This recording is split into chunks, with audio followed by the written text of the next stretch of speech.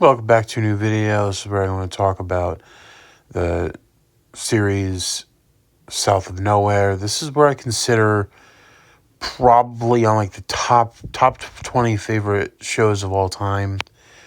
This was a part of Noggin's programming block, The N, which I really enjoy. And I enjoyed all the shows that was on that, and I will get to my top 5 favorite shows on the N very soon.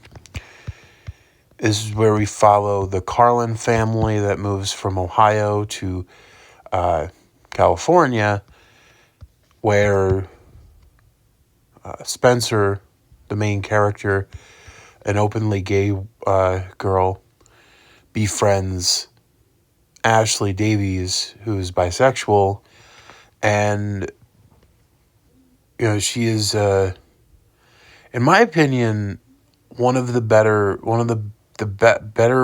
written characters of that time, where we had some good shows, but a lot of times there were stuff that you would see on the WB or the CW. A lot of times on here, on stuff like the N, in my opinion, they were written much more. They were written much well, in my opinion. This is where the creator basically wrote it. It was inspired by real life experiences where he had his conservative friend finding out his son was openly he came out, and there was just very, in my opinion, a well made show that didn't go over the top with certain things. And when it did, it was it was held very well.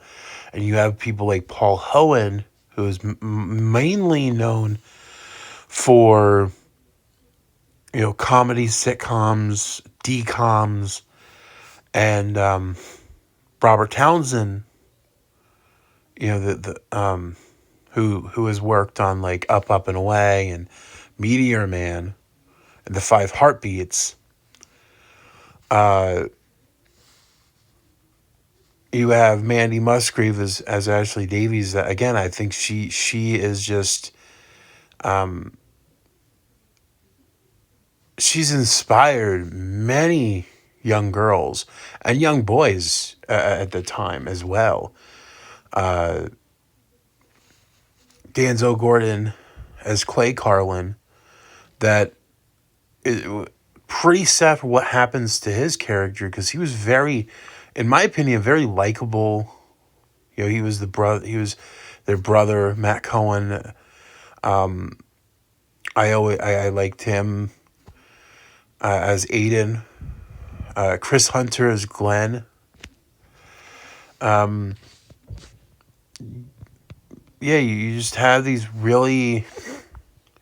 You've seen Chris Hunter before from Amanda's show and stuff, and I think the parents did really well.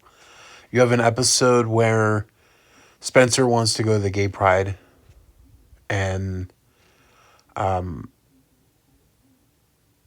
of the parents don't want to do it, and so they make up for it, and they go, and they have a really wonderful time.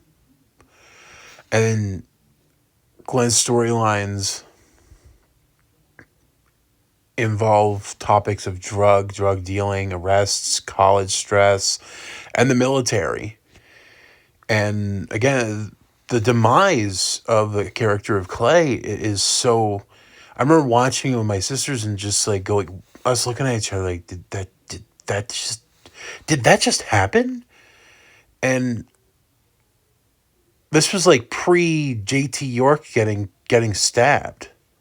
Like, this was, so it's just so. around the same time. And again, there's these episodes, there's these storylines where it's Ashley doesn't know if she wants to end up with someone that, Spencer, who she's always, or someone else. And it just keeps on having this, there's just this thing to it that it just, I like that they gave them time, and when they do, it did. It's just, in my opinion, it went very well. The time, the direction, and there's an episode where Spencer has her own thing, and she gets smacked, and it just doesn't. They don't like sugarcoat anything. They like, it's very well done. There's an episode where there's a lockdown in the school, and Spencer and Ashley go to the beach, and they talk about their differences and what's going on in their lives. And it just, it's really, if you ever, maybe Daily Motion has it, definitely recommend. It's sad it's out of print, because I don't care what it is, I still get physical media. Got to, when it comes to stuff like this.